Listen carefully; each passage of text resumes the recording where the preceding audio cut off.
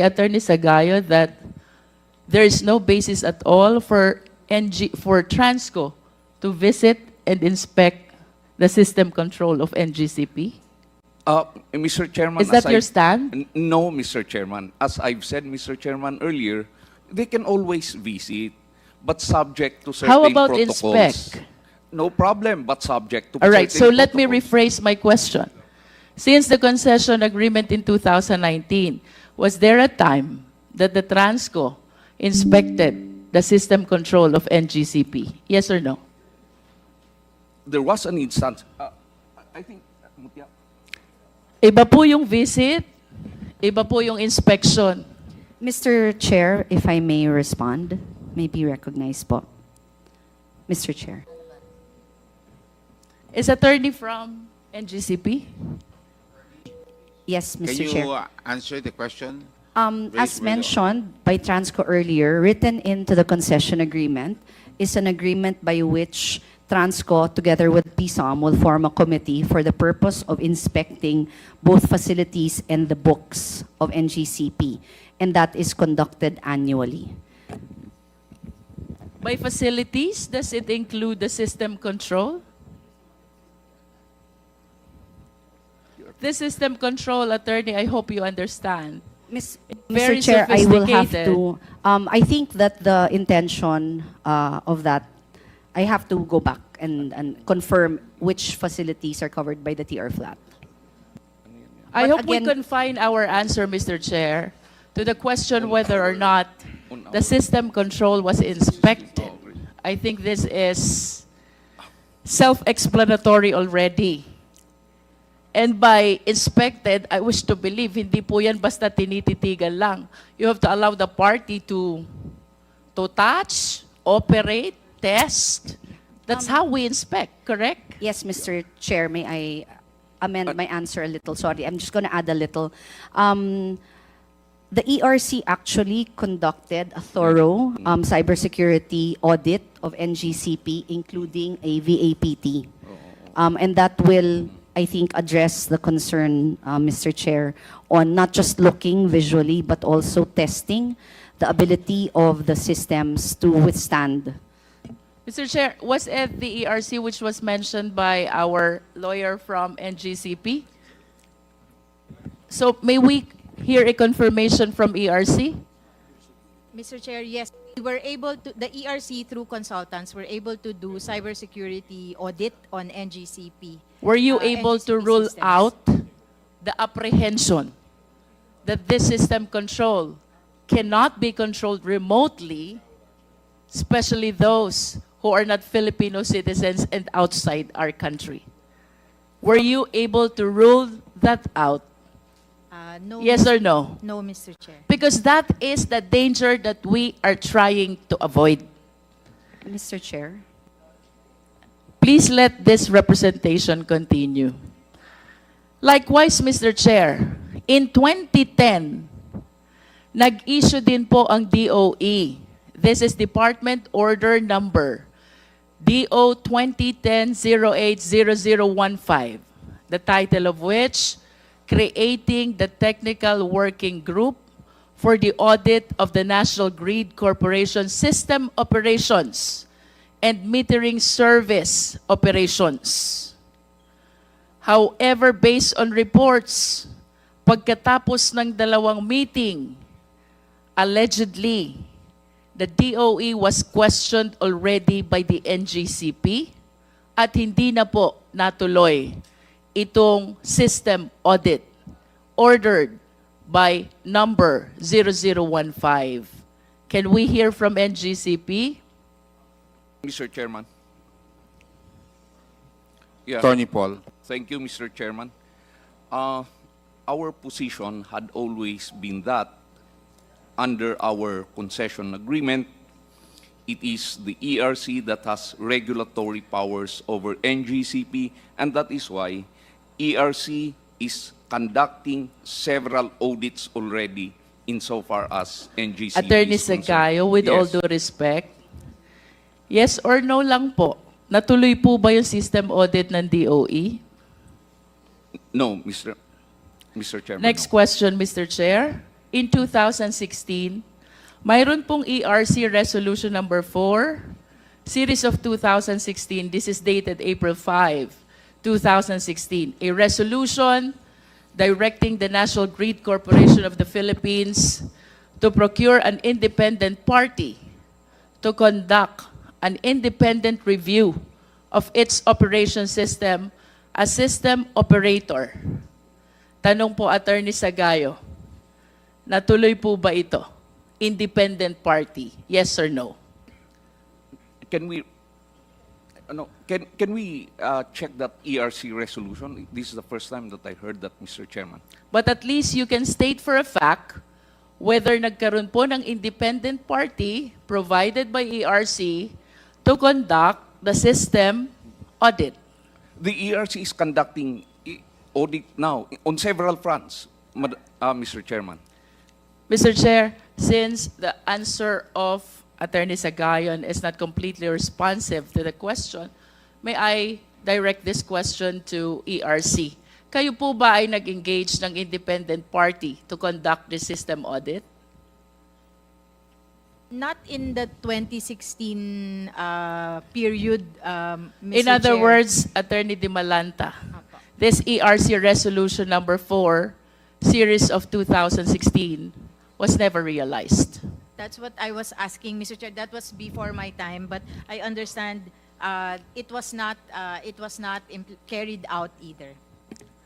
And Mr. Chair, to continue, 2017, nag-issue din po si DOE Secretary Alfonso Cusi, Department Circular Number DC 2017-12-0016, the title of which, Adopting the Guidelines for the Performance Assessment and Audit of All Power Generation, Transmission, and Distribution Systems and Facilities. Ito po ba'y natuloy, Attorney De Malanta? As far as I know, Mr. Chair, hindi rin po yan natuloy. Having said all those, bakit po kaya hindi matuloy ang system audit ng NGCP? Mr. Chair, for the record, the ERC was able to do a system audit in 2020, kailan po ba yan? 2022 po. Yung mga nabanggit po na resolutions, hindi po yun na-implement for various reasons. I think there were some hesitation or reluctance on the part of the auditee. On the part of NGCP po. Do you confirm that hesitation and reluctance on the part of the NGCP? Oh, which one? That we are reluctant. Regarding the system audit, why this 2016 and 2017 orders of DOE, ERC were never pushed through? Mr. Chairman, what we had been saying all along is it is the ERC that has regulatory powers over NGCP. And when it was ERC that ordered the audit of NGCP, we cooperated. Whatever documents that they required, we submitted. Nonetheless, Mr. Chair, let me wind up on this.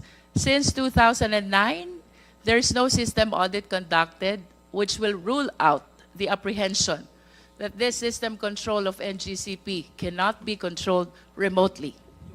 Second, DOE Order number 2010-080015 regarding the system operation and metering service operations audit was never realized as well.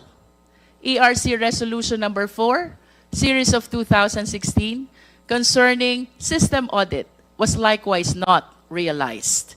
And in 2017, DOE Secretary Circular number 001 16 was likewise not implemented.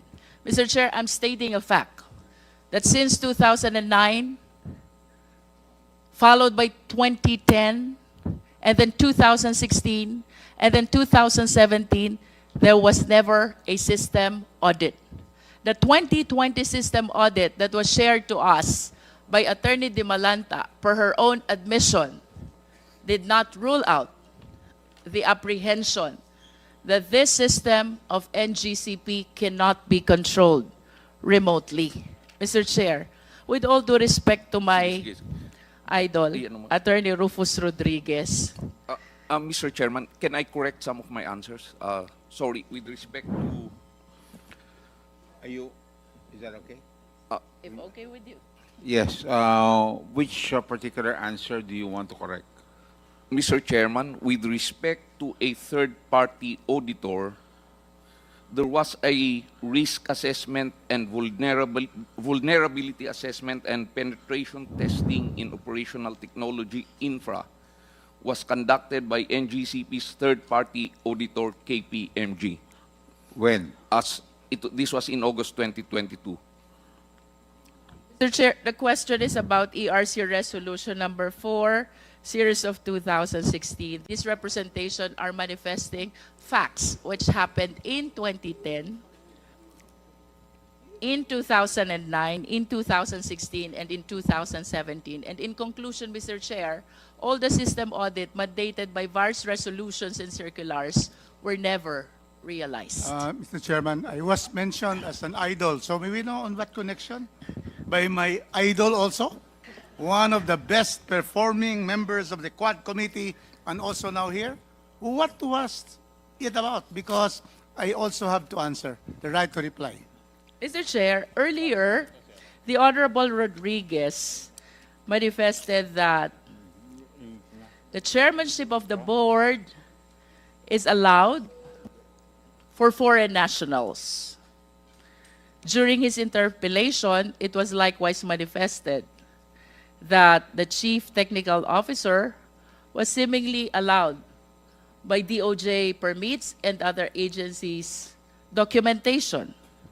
However, Mr. Chair, I am reminded by one important document that we are requesting from the NGCP, and that is the shareholders' agreement. I wish to humbly submit, Mr. Chair, that we will not be able to determine really whether the chairman exercised managerial and executive function and even the chief technical officer until and unless we see the shareholders' agreement. On this light, Mr. Chair, this representation humbly move that we issue subpoena duces tecum to NGCP for them to submit the shareholders' agreement to this committee. So move, Mr. Chair. Mr. Chair, in addition to the motion, Mr. Chair? May I just make a clarification? There was a subpoena ducis tecum already issued to them in this regard. And their answer is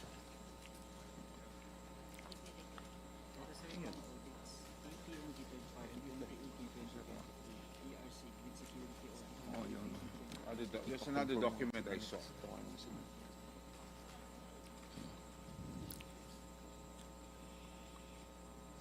Well, anyway, that I remember seeing that I was present. I because confirm it's that, Mr. Chairman. There was a here, subpoena issued on the it share said agreement. here, sent January 22, signed by Cheryl Saldena de Leon, Corporate Secretary of Synergy Grid Development Philippines. We note that the first item under subpoena ducis tecum, the shareholders agreement among SGP, OTHI, and P21 does not exist. Thus, no such document is in SGP's records. Maybe Mr. Chairman, what we are asking is not the shareholders agreement between SGP and the NGCP. What we are asking is the shareholders agreement between NGCP and the State Grid of China. Yung po hinihingi natin is State Grid of China. Okay. Para malaman po Okay, natin. so kung, there's a doon po sa motion. agreement, Mr. Chairman, if I may. Para malaman lang po natin kung ano po nakalagay doon kung talagang kinokontrol ng Chinese yung kanilang pong Okay. maintenance and operation. So is that correct? That will be agreeable, Mr. Chair. Yes, so that's the motion. I recall, Mr. Chair, that both the chairman and the chief technical officer are both stockholders. So I wish to see as well from that document what participation do they have with respect to the management of the NGCP. Okay, subpoena dues tecum on the motion of the Honorable Jinky Luistro, duly seconded by the Honorable Rog Gutierrez. The chair, no objections. Motion is approved. We now proceed. You still have the Mr. floor. Chairman, Yes, Honorable Rufus just like Rodriguez. to make some comments regarding the manifestation Please. of Congresswoman Luistro. It was stated that the NGCP, there was really no compliance of the order of the ERC and also sa DOE for the audit. Is that correct? Congresswoman, yes. I believe, Yeah. Honorable Rodriguez, that I read the title of the Yes. circular and the resolutions Yes. which I mentioned. Yes. Yeah.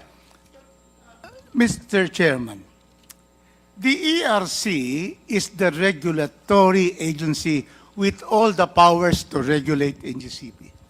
It's not a matter of they're not interested to have that implemented or the resistance, because it is the ERC who should have implemented it whether they like it or not.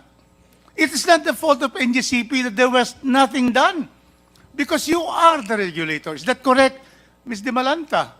That's correct. Yeah, you are. So therefore, the So, fact that continue is not the fault of NGCP. It is the ERC which has failed to implement it. And she Yes, was not yet the head at the time. Chair Dimalanta, Yeah. please reply. Mr. Chair, if I may reply. As recognized by the honorable representative, I am not able to explain why it was not implemented in 2016. But when a new performance assessment was organized by the DOE, and then we participated also because of the position of NGCP that only ERC is the one that they recognize. We participated and led the assessment, but still NGCP refused to provide those documents, and we have letters to show Mr. Chair that they refused. So, but we continued with the assessment. Then you Mr. should Chair. direct them under pain of contempt and pain of penalty. That is how a regulatory agency would do. We did, Mr. Chair. If you're sleeping on the job, they have first a resistance and you will not insist. What kind of a regulatory agency are you? You have to do it. Yes, I'm Mr. glad that Chair. you are now there and you have already started that. And that is not their fault that 2016, 18, 19, 20, there was no systems audit because you did not insist. You have the full powers and yet you waive that power. So just that, Mr. Chairman, to put it in the proper perspective, it could have been done. And we wish it will be done during your term. And let them not resist it. Otherwise, you penalize them. That is the power of the ERC. Thank you, Mr. Chairman. Much, Attorney Rufus Mr. Chair, Rodriguez. The Honorable Jinky, I wish to wind up. please. The apprehensions that we are facing right now about having our national grid possibly controlled by foreign national is right before our eyes. While it is just an apprehension, this is a question that needs to be answered with absolute certainty. With our present situation in the West Philippine Sea, Mr. Chair, I hope the Filipino people are walking with me right now. Exclusive in an economic zone, which is exclusive for Filipino citizens, as confirmed by UNCLOS, as confirmed by the international arbitration. And yet we continue to be harassed, threatened, and even injured by foreign nationals right in our sovereign land. With this situation, will you have the peace of mind na ipagtiwala ang kaisa-isa mong national grid sa kaaway mo sa West Philippine Sea? Will you have the peace of mind that the national grid relies on these Chinese citizens who are maligning, harassing, threatening our fellow Filipinos? Will you have the peace of mind that no Filipinos understand this technology and only Chinese engineers do? Will you have the peace of mind that the technology can be controlled by somebody in Nanjing, leaving all of us helpless? All aspects of Filipinos' lives rely on electricity. Manufacturing, transportation, communication, you name it. What will happen to us if indeed this technology is under Chinese control and they decide to sabotage our country? I can be wrong. We can be wrong. But the question is, what if this apprehension is correct? My point, Mr. Chair, to NGCP, give us the concrete, tangible, apparent, and absolute reason to believe that our transmission grid is under Filipino control and never under the Chinese control. With that, Mr. Chair, I conclude. Maraming salamat po. The Honorable Jinky Luistro for that very powerful